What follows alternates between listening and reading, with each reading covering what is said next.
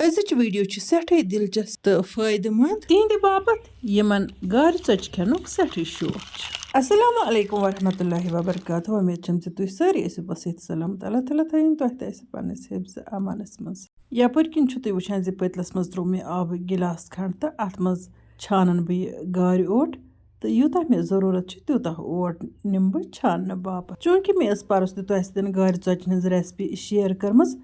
One गो वारियो व्यूरो छन वुचमज तो कह व्यूवर छ वनान अस सत करतो बे शेयर गार षच बनानुक आसान तरीक। गोडनेथ छु यह गार ओट जरूरी छानुन आसान। प्रत कह ओट छ अस छानान तो तिथे कन छु गार ओट ते गोडनेथ छानुन जरूरी। तो अम पत वुचतो तुह वीडियो दिलचस्पी सान आखिरस ताम। खास कर तिम यमन शौक छ जे अस हेचो गार षच बनावनि। आज कर बह तुह सतन गार षच बनानुक बिल्कुल आसान तरीक शेयर। नत गार षोट बनावन सठे मुश्किल। यपर किन छु तुह वुछान ओट छस बह छानान तो अत द्राव बस सिर्फ यह सोबुत गार यह अडलिची मडलिची पीसमस। तो चलो वन इन मे यह ऐठन तो लजम यथ उकसरिस पे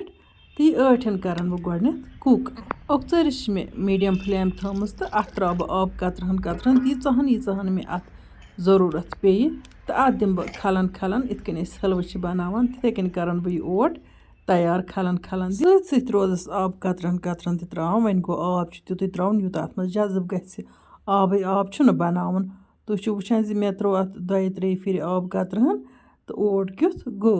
तो अत दिम बह पूर खलन खलन तो यह करन बह हलवक पठन तैयार। यथ कथ कुन थो ध्यान जे अत ऐटिस सत रलो मे सिर्फ आब बे रलो न मे अत सत कहीं चीज अत छन नून त्रावनिच जरूरत आसान कि अत गार ऐटिस छ पनुन अख स्पेशल टेस्ट। वन गो अगर अत सोदी चोट अस बनावो इत कन कुक करने वराय तेल छ अत पेवान बाइंडिंग बापत मद ओट करुन ऐड तो तथ षच छ हना बासान शहलुन हियो सह छन यिवान असल पठ खेन सारने कह। युस तरीक बह तुह सत शेयर छस करन अम तरीक छ अस प्योर गार ऐटिस बनावान चोट यानी कि अत ऐटिस न बे कुने ऐटिच मिलावट पेवान करन बल्कि इत कन कुक करने सत छ अख माय अत नेरान तो येमि माय सत यह चोट छ बिल्कुल असल पठन बनान। वन गो बनानुक तरीक तह हना डिफरेंट यिथ कन जन मकाई ऐटिस तो तुमल ऐटिस छन सहल सहल चोट दारान प्रत कंस कह तिथे कन छु प्रत अख हेकान गार चोट बनायित कह। वन गो युस मे तरीक तुह सत शेयर कोर अम तरीक येल तुह चोट बनायित प्रत कह हेक चोट बनायित। येतथ कोर मे अत योह गार ओट ऐड तो दिसमस थोड़ा सा मंड। यथ कथ कुन थो ध्यान जे कुक करने पत कोर मे ओट हना ठंड अद हेत मे मंडुन तिकाज तोत तोत छु त्यूता गरम आसान अम सत हेके अत दजित। यम सातन यह चोट सटसी गार ऐटिस छ यिवान बनाना अत क्युथ लुत्फ छ यिवान बह क्या वनो तुह। तुह येले गार ओट अनियो पत अत अमे तरीक चोट बनायो तुह वुछो पाने। वुछतो यपर किन छ मे निमो तुहंद सहूलियत बापत यह पॉलिथीन शीट अत छ मथुन तिल कतर तो अम पत छ ऐट मिठन तुलन अत छ थोड़ा सा शेप दिन जरूरी छ अत पेर बनावन कह तिकाज अत अगर मद षचिन पठ पेर बनावो तो चोट कड़ो अत छ चोट नेरान ठीक पठन कह तो इसलिए तुलो रफली ऐट दगुल थोड़ा सा दिमो शेप तो त्रो ये पॉलिथीन शीटस पे। अत पॉलिथीन शीटस मे तिल कतर मोथमुत तो यम तरीक करो यह फोल्ड तो पे अनो कह त बान यम सत अत थोड़ा सा प्रेस दिमो हल्का फुल्का प्रेस छ दिन ज्यादा प्रेस चुन दिन कह थोड़ा छ यह फहलावन हो अमे बान कि मदद सत छ अत गोल शेप कड़न आराम सान। अम पत यिथ चोट वेसो बनावन बड़ या लकट तो वन गो बेहतर गो लकचे लकचे बनावो तो बे बनन यम सारे षच अके साइज येल जन अस येमि तरीक कह बान अनो तो अमे सत करोन यह चोट कट। तिमो व्यूवर यम वनान छ अचन तगान इत कन ते मकाई चोट या गार चोट बनावन कि तिम थतन पूरे ध्यान येमि तरीक हेको अस मकाई चोट तुमल चोट या गार चोट बिल्कुल आराम सान बनायित यानी कि लकट बच तान हेकन बनायित अगर अस यह पॉलिथीन मेथड इस्तेमाल करो। वन त्रावन यह चोट ताय पे बिस्मिल्लाह करित तो करोन यह तैयार। अगर तुह वेसियो यह चोट खुशकी बनावन तो तेल छ यह नारस पे पाइन ताय पे तैयार इन पत या अगर तुह वेसो गेव या तेल या थन अत मज इस्तेमाल कर सह हेको तुह अत अथी ताय पे इस्तेमाल कर। वन तुल बह बे ऐठन तो बह बना ब्याख चोट तो सती कर बह तुह सतन बे कि अहम कथ शेयर अत गार ऐटिस मुतलिक। मे उम्मीद तुह बोझो यम कथ तो तुह थयो इमन कुन ध्यान। वारियान लोकन हुंद ख्याल ओस जे गार ओट शुगरस दवा येल जन गार अटिस मज शुगर वाफिर मिकदारस मज मौजूद आसान खुदा बेहतर जाना ये गलत अफवाह कित कन फैलमस लुकन मज गार चोट या गार ओट या गार छन हरगिज शुगरस दवा बल्कि तमिस बापत दवा यमिस आयोडीन डिफिशेंसी आसि यम त चीज आबस मज वपदान गार आस्तन या होच गार आस्तन या गार ओट आस्तन या तन नदर तो युस त चीज आबस मज वपदान तथ चीजस मज आयोडीन आसान वाफिर मिकदारस मज मौजूद इसलिए माहिरन हुंद वनुन यह तस बापत दवा यमिस आयोडीन डिफिशेंसी आसि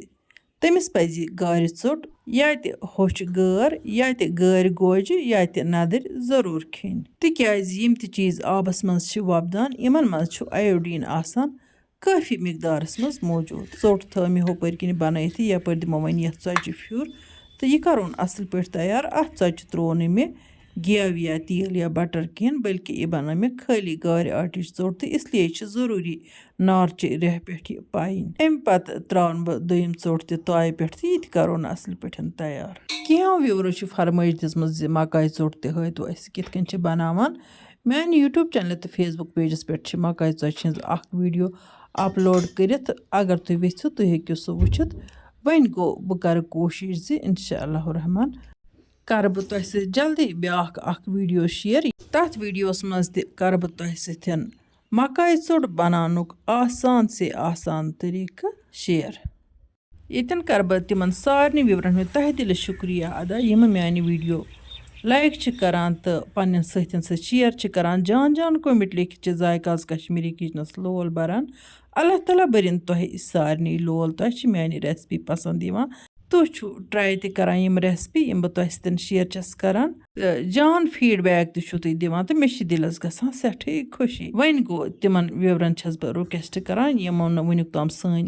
यूट्यूब चैनल सब्सक्राइब करमज कि तिम करतन चैनल सब्सक्राइब तो यम फेसबुक पेजस पे वुचान तिम करतन सोन फेसबुक पेज फॉलो ताकि इन वाजन वीडियो हज नोटिफिकेशन आस तुह तमत बार वक्त वातान अपर किन तुम वुचान ज गो बना मे लक्च लक्च षचि तो वो बना मे बड़ चोट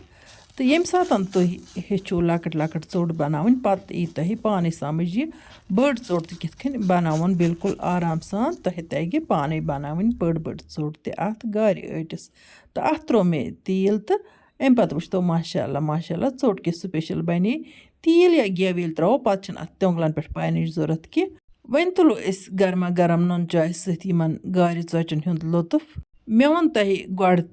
यम सात सरसी गार अटिस चोट बनावो बे कह ओट मिक्स करने वराय तो बे बनावो अम तरीक ज ओट करोन गोड़ कुक अत गार षचि डिफरेंट तो स्पेशल टेस्ट यवान तुह ट्राई करो तुह लगे पाने पता इंशाअल्लाह रहमान यमो नईस वीडियोस मज वन तुहंद बापत बे कह नव डालित तोताम तुह तो अल्लाह ताला हवाल अल्लाह निगहबान।